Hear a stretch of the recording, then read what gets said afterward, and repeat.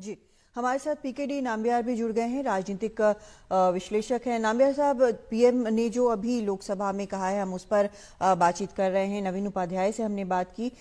इसमें सबसे ज्यादा जो है यहाँ पर नवीन उपाध्याय जो कह रहे हैं उसके मुताबिक काफी बैलेंस्ड भाषण था और सबको एक साथ लेकर चलने वाला ये भाषण रहा। बिल्कुल। इस बार ये जो भाषण जो है एक तरह से पिछले 5 साल का जो उनका कार्यकाल के अंदर जो उपलब्धियां इस गवर्नमेंट ने जो लेकर आया है, इसमें सोशियो पॉलिटिकल कल्चरल डेवलपमेंट, ये तीनों चीज को मिलकर जो जिस प्रगति के अंदर आया हुआ है, इसको पूरी तरह से वर्णन किया।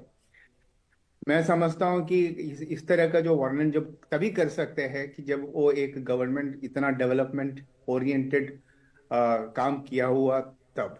तो ये मैं समझता हूँ कि ये जो आज का जो भाषण है, चाहे वो प्रधानमंत्री ने जो जो दिया हुआ है, उसके बाद जो कंक्लूडिंग सेशन में जो स्पीकर ने जो बताया है, इस this gives A narrative of development.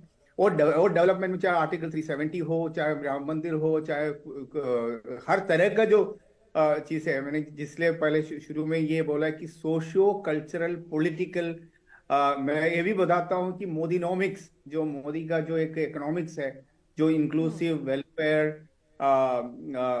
Welfare oriented और ग्लोबल ग्रोथ के ओरिएंटेड जो एक इकोनॉमी है, वो भी एक तरह से, ये तो दो अलग अलग तरीके से इन्होंने आज हम सबके सामने रखा। मुझे नहीं लगता है कि किसी को भी, चाहे वो ऑपोजिशन पार्टी हो, चाहे किसी को भी, आज का जो भाषण है उसके अंदर कोई पॉलिटिक्स नजर आना चाहिए। ये एक जी। 5 साल का जो कार्यकाल का अंदर जो पूरी सदन का उपलब्धियां हैं, ना कि इन्होंने जैसे कहा 97% जो पिछले जो खत्म हुआ जो सदन के अंदर उपलब्धियां हैं या जो परफॉर्मेंस है।